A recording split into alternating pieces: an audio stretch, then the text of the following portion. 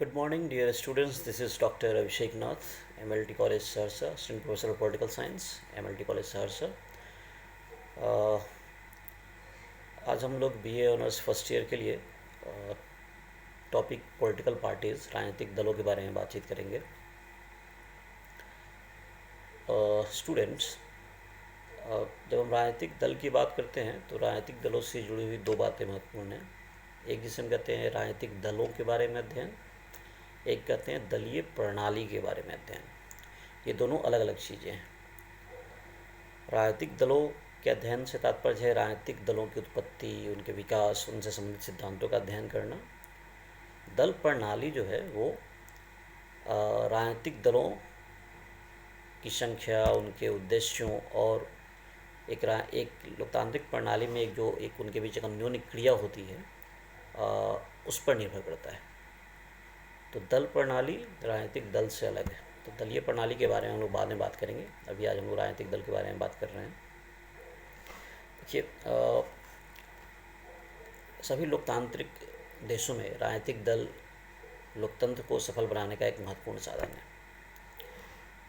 इसके बिना आज वर्तमान समय में शायद राजनीतिक दलों के बिना एक लोकतांत्रिक सरकारों की संभावना व्यक्त नहीं की जा सकती है, पॉसिबिलिटी नहीं है, राइट।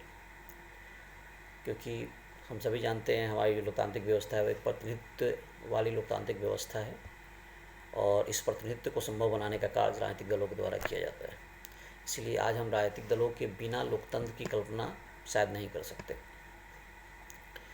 तो अगर हम राजनीतिक दलों की बात करें तो राजनीतिक दल से तात्पर्य कुछ लोगों के ऐसे समूह से है जिसमें कुछ महत्वपूर्ण विशेषताएं होती हैं, जैसे कि उनमें एक स्पष्ट सिद्धांत होता है, उनके बीच किन सिद्धांतों के आधार पे उनको संगठित कर रहे हैं। सुपरिभाषित नीतियां हो सकती हैं, उनके कुछ फिक्स उद्देश्य हो सकते हैं, और सबसे महत्वपूर्ण इसमें है राजनीतिक सत्ता की प्राप्ति उनका प्रमुख लक्ष्य होती है। जो संस्था राजनीतिक सत्ता की प्राप्ति को अपना लक्ष्य नहीं बना रही है वो राजनीतिक दल के रूप में क्लासीफाई नहीं की जा सकती। इन्हीं आधारों पे इंटरेस्ट ग्रुप्स को, प्रेशर ग्रुप्स को कई बार राजनीतिक दलों से मुख्य रूप से अलग किया जाता है।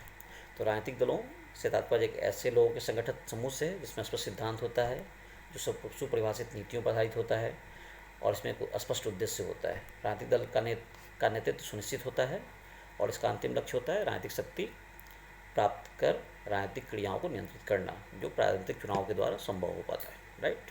ओके, देखिए, हालिया 1950s के बाद से खास करके राजनीतिक दलों के अध्ययन के बारे में जो रुचि है वो काफ़ी बढ़ी, खास करके राजनीतिक विज्ञान और समाज विज्ञान में। इसके पीछे दो महत्वपूर्ण कारण रहे। सबसे पहला तो ये था कि व्यवहारवादी उपागम ने स्थापित किया कि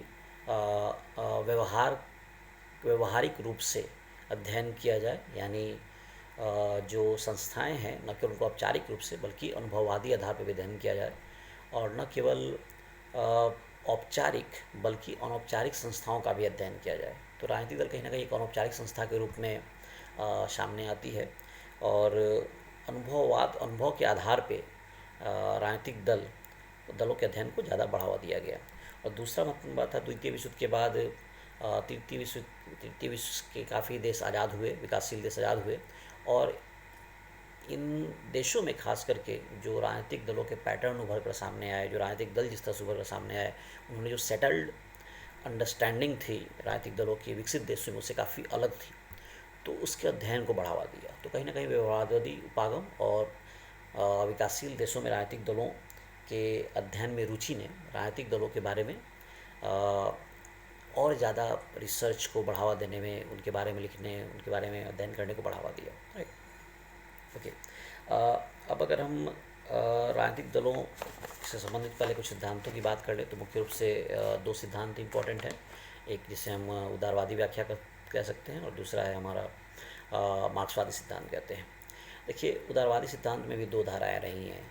अमेरिकी स्कॉलर्स जो शुरू के अमेरिकी स्कॉलर्स रहे थे, खास करके George Washington, George Madison, Voltaire, इन लोगों ने राजनीतिक दलों को महत्वपूर्ण नहीं माना था, बल्कि वो राजनीतिक दलों को मेडिसन ने अपने द फेडरलिस्ट पेपर्स में लिखा है कि राजनीतिक दल फैक्शंस को बढ़ावा देते हैं, वो समाज के अंदर एक सहमति को बढ़ाने में नहीं बढ़ाते, बल्कि वो विभिन्न फैक्शंस को बढ़ावा देते हैं, अलग अलग ग्रुपों में लोगों को बांट देते हैं, और इन ग्रुपों के बीच और ज़्यादा फैक्शंस बढ़ने से संघर्षशीलता बढ़ती है रादर देन की एक एकरूपता बढ़ती है, राइट। तो राजनीतिक दलों को उन्होंने ज़्यादा महत्वपूर्ण स्थान नहीं दिया, लेकिन फिर भी अमेरिकी राजनीतिक व्यवस्था में राजनीतिक दल एक अवांछित डेवलपमेंट ग्रुप में माना जाता है, लेकिन आज इसके बिना शायद वहाँ भी लोकतांत्रिक व्यवस्था की कल्पना शायद संभव नहीं है। अतः अमेरिकी समाज में राजनीतिक दलों को एक अवांछित विकास माना जाता है, जिसकी कल्पना उसके संस्थापक सदस्यों ने नहीं की थी, राइट। जहाँ वहीं दूसरी तरफ जो ब्रिटिश स्कॉलर हैं, खासकर एडमंड बर्क ने दलों की काफ़ी प्रशंसा की थी और कहा था कि राजनीतिक दल लोगों की ऐसी संस्था है जो किसी विशिष्ट सिद्धांतों पर राष्ट्रीय हित को आगे बढ़ाने के लिए इकट्ठा होते हैं, right. So two different propositions. यहाँ कहते हैं राष्ट्रीय हित को बढ़ावा देने की बात करते हैं, जबकि वो कहते हैं कि वो डिफरेंट फैक्शंस में बढ़ जाते हैं जो राष्ट्रीय हित को बढ़ावा नहीं दे पाते, राइट। तो ये मेनली दो उदारवादी धाराएँ रहे हैं, विचारधारा के अंदर दो महत्वपूर्ण विचार रहे हैं। तो ब्रिटिश विचार खास करके राजनीतिक दलों को विशेष सिद्धांतों पर संगठित मानते हैं, उनको राष्ट्रीय को बढ़ावा देने वाला मानते हैं, जबकि उनकी विचारधारा ऐसी नहीं है, इसकी उलट है। लेकिन अगर हम एक अन्य स्कॉलर हैं जोसेफ शुम्पीटर, जिनकी बड़ी फेमस किताब है लिबरलिज्म, कैपिटलिज्म एंड सोशलिज्म, नहीं मेरे ख्याल से मैंने एक अपनी क्लास में चर्चा भी की थी इसके बारे में, इस किताब के बारे में, इलिसिस थ्योरी की बात की थी, आप उसमें देख सकते हैं capitalism, socialism and democracy, right. Okay, sometimes I saw it's capitalism, socialism and democracy, Schumpeter की किताब थी। तो शुम्पीटर राजनीतिक दलों को एक ऐसे व्यक्तियों का समूह नहीं मानते जो कि खास सिद्धांत पर आधारित हों और राष्ट्रीय को बढ़ावा देने वाले हों, बल्कि उनका ये मानना था कि राजनीतिक दल लोगों का ऐसा समूह है जो कि राजनीतिक सत्ता की प्राप्ति के लिए प्रतियोगितापूर्ण संघर्ष में मिलकर काम करने का प्रस्ताव करते हैं, राइट। तो राजनीतिक सत्ता प्राप्ति जो है सो राजनीतिक दलों का महत्वपूर्ण लक्ष्य है और इसके लिए वो संघर्ष करते हैं। ऐसा कोई बहुत सिद्धांतों पर आधारित हो ऐसा कोई जरूरी नहीं है, राइट। तो उदारवादी व्याख्या के अनुसार कहीं ना कहीं हम ये देख रहे हैं कि ये राजनीतिक दलों को विशेष महत्व दिया गया है। मार्क्सवादी व्याख्या जो है वो ठीक इससे अलग है। मार्क्सवाद का ये मानना है कि मार्क्सवादी विचारधारा में दलों को विशेष महत्व नहीं दिया गया है, खासकर मार्क्स ने महत्व नहीं दिया, क्योंकि उनका मानना था कि दल वहीं पे होते हैं जहाँ की समाज में अलग अलग वर्ग होते हैं, वर्ग विभेदन होता है, तो उन वर्गों के प्रतिनिधित्व के लिए अलग अलग प्रतिनिधित्व के लिए अलग दलों की आवश्यकता होती है। लेकिन चूँकि साम्यवादी समाज एक वर्ग विहीन और राज्य विहीन समाज होगा, तो वहाँ ऐसे किसी राजनीतिक दल अलग अलग राजनीतिक दलों की आवश्यकता नहीं होगी, बल्कि राजनीतिक दलों की ही आवश्यकता नहीं होगी, क्योंकि वो एक राज्य विहीन समाज होगा और लोग आपस में खुद से ही संगठित होंगे और अपनी शासन व्यवस्था चलाएंगे, राइट। तो कहीं ना कहीं मार्क्स ने विशेष करके राजनीतिक दलों को महत्व नहीं दिया, लेकिन आगे चलकर लेनिन ने राजनीतिक दलों को महत्वपूर्ण माना और ये मानना था लेनिन का कि मार्क्स ने दो तरह की चेतना की बात की थी, एक मजदूर वर्गीय चेतना, एक क्रांति की चेतना। तो लेनिन का ये मार्क्स ने कहा था ये चेतना जो है मजदूरों के अंदर, ये चेतना जो है क्रांति के लिए चेतना और ये स्वतः ही डेवलप होनी चाहिए, तभी जाकर ये एक अच्छे आंदोलन का रूप ले सकता है, क्रांतिकारी आंदोलन का रूप ले सकता है। लेकिन लेनिन ने ऐसा नहीं माना। उसका मानना था कि लोगों के बीच भी, मजदूर वर्गों के बीच भी कुछ ऐसे एकेडमियाँ या समझदार या डेवलप्ड सोच रखने वाले लोग होते हैं जिनके अंदर इस कॉन्शियसनेस की समझ होती है और वो बाकी लोगों में इस कॉन्शियसनेस को बढ़ावा दे सकते हैं।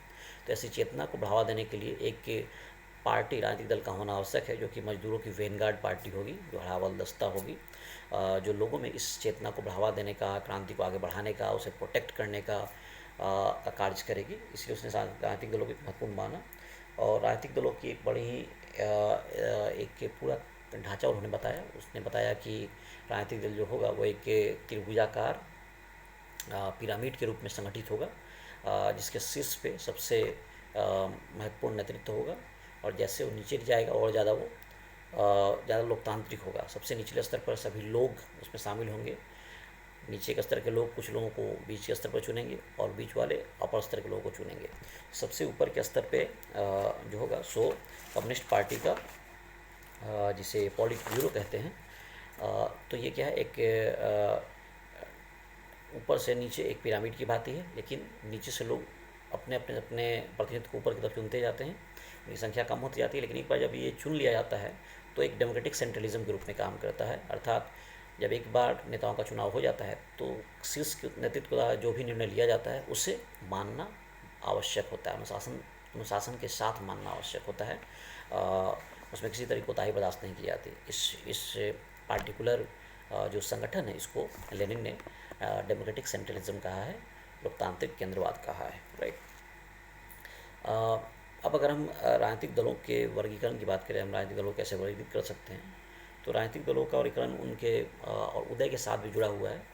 तो डुवर्जर ने इसे 4 तरह के दलों के बारे में अध्ययन किया है, जिसमें उन्होंने सबसे पहले कॉकस, CACUS, कॉकस पार्टी का है, शाखा दल, ब्रांच पार्टी, सेल पार्टी, कोशिका दल और मिलिशिया, राइट। तो डुवर्जर का मानना था कि समान हितों, एक खास तरह की बात करने वाले लोग, जब like minded people, you can say like minded लोग एक जगह जब बातों को उठाते हैं तो एक छोटा सा वो समूह होता है 2-4 लोगों का जो कॉकस के रूप में होता है, जो अपनी बातों को उठाने के हमारा प्रयास करते हैं। तो वैसे ही समझ से एक संगठन का उदय होता है, राइट। और फिर वो उसमें और ज़्यादा लोग जुड़ते जाते हैं जब वो ज़्यादा सिद्धांतों के आधार पर, संगठन के आधार पर स्ट्रांग होता जाता है।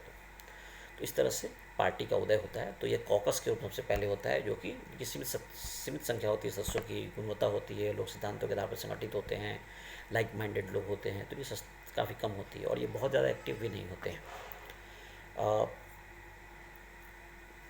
दूसरी है ब्रांच पार्टी।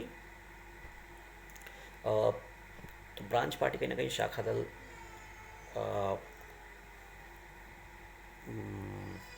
माफ़ कीजिएगा, ब्रेक लेते हैं अभी 1 मिनट के लिए।